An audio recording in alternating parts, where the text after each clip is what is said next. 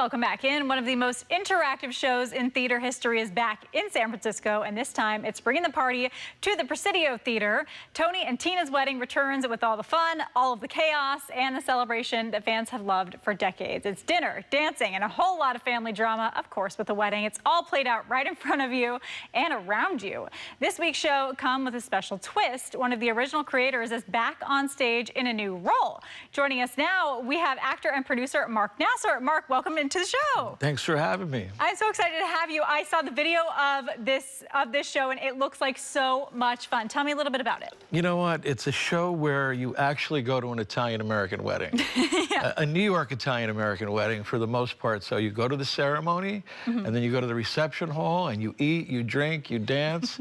And our family is definitely more dysfunctional than yours, okay? So you can enjoy that for sure. Wonderful. It's going to make me feel better about my own wedding. Okay, so by blurring the line between fantasy and reality, tell me how that works, because people are involved as if this is a real event that they're kind of going to. Tell me how you combine the two. Well, it's funny because sometimes people back in the day when we were doing it in New York would bring folks and not tell them it was a fake wedding. Oh. And to a certain point, it'll go on, and they won't know the difference until something really crazy happens. Yeah. But we try to keep it close to the cuff. You know, weddings, as you know, can get crazy. The families, the fighting, the whole thing. So, yeah, it's wild. Awesome. Now, tell me a little bit about the storyline here. Who are the characters that we're going to meet in the show? Well, you're going to meet Tony and Tina, obviously. They're both from... We're playing that they're from North Beach, you know, they're like the last tribe there, you know. Connie Marconi is the maid of honor, and we have Father Mark, who's a priest. We have Joey Vitale, who's the bride's brother, and so it's quite a unique crowd. We got it all covered. So fun. Yes, yeah. It looks like such a good time. Now, you are one of the original co-creators of this show. That's Take me back in time, give me the behind the scenes of how this all got started. Well, you know,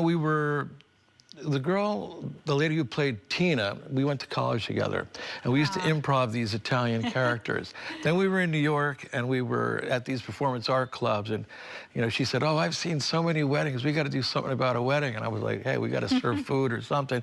One thing led to another. And our first show, we had the ceremony in Soho, and people got in cabs and went a mile to the reception hall. It was at the American Legion Hall. Amazing. Which were all cops at the time, you know, and they kept seeing this wedding happening over and over, and some people were like, "What's going on here?" You know, so it was a very unique and one-of-a-kind experience. That's so fun. That sounds like definitely one of the highlights of this whole experience. I was going to ask you, any main shows that you've thought, like, this is a highlight show, this was such a fun time? Any experiences like that? You know, every one of them has some kind of surprise. I mean, we can control it to a certain extent. But I think one of our favorite shows, one of my favorite shows, when we opened in Los Angeles, and all these celebrities were there, you know. And I remember calling my parents, you know, in New York, "Mom, Dad, you're not going to believe this. You know, Kirk Douglas is here, Rod Steiger, Faye Dunaway, Estelle Getty, Jerry Vale." My parents went, "Jerry Vale," you know. So it was all that, and you know, there was. You know, sometimes there was one time somebody got arrested, you know, outside for real, you know. And it was, you know, people have passed out at the show, so you never know what's coming, for sure. Oh, it's always an adventure. It is an adventure. How do you find the right actors to play these characters? How do you pick them?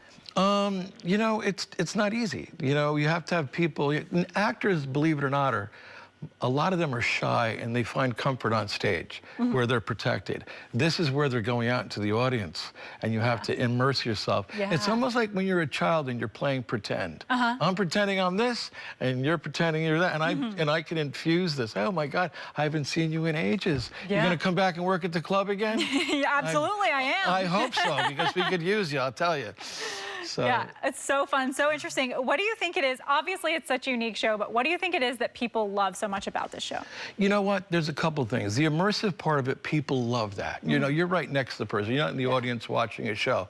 But the other thing is, the wedding is the oldest ritual in the world. And everybody knows it. When the mother of the bride walks down the aisle and she's all this look, everybody knows what that is. You don't have to explain it to them. And I play the father of the groom. I own a strip joint. I bring my girlfriend who's a dancer there to the wedding, you know, and I'm coming down the aisle. I mean, it's Romeo and Juliet. The families don't get along, you know, but they're from the same neighborhood. They're all family, so it's a good feeling. This is hilarious. I can't wait to see. Sounds like so much fun. Now, this isn't the first run for the show in San Francisco. Tell us what you think it's like, you know, city to city audiences. How do they differ? You know, your New York audience, your Chicago audience, there's a very large Italian-American, you know, population, so they relate to it in a very visceral way. You know? San Francisco is a little more civilized, I'd say, on that level, and not civilized is the right word, but you know, people are people. They're here to have fun, right? So it doesn't change that much. The first time we did it in the early 90s, we did it at the First Congregational Church on Post Street, and then we did the reception hall at the Elks Club, you know, and that was a blast. We had a 1986 Eldorado. We used to pull up in front of the church, and the audience would go, "What's going on here?" You know, and then we'd go to the Elks Club and hang with the members too. So it was wild. What a fun trip it seems like it has been for you. And I want to talk about you personally. This isn't the only show that you're working on right now. Tell me about what else you're doing. Yeah, I have another show called the Compton's Cafeteria Riot, which in 1966, sex workers, trans and queer sex workers rioted against police brutality. It happened in the Compton's Cafeteria in the Tenderloin.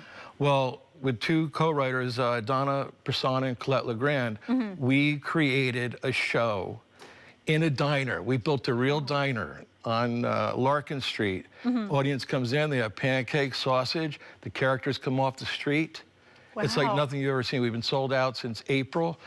We've just added shows in August, so Compton'sCafeteriaRiot.com. You should check it out, absolutely. Okay, so also kind of immersive, same... It's a little more written, but it has the immersive aspect to it where, you know, people are sitting at the counter, you know, and there's all kinds of crazy stuff going on. So you really get transported because the space is 1960s. You know, it's superb. Fabulous. Now, if people want to come out and see either of these shows, how can they do that? You can go to the Presidio Theater. We still have some tickets on sale. So you can go to their website, and we're selling out like crazy, but it's going to be a feast. It's going to be wild. And Compton's Cafeteria Riot, which is produced by the Tenderloin Museum and myself, you can find it at Compton'sCafeteriaRiot.com.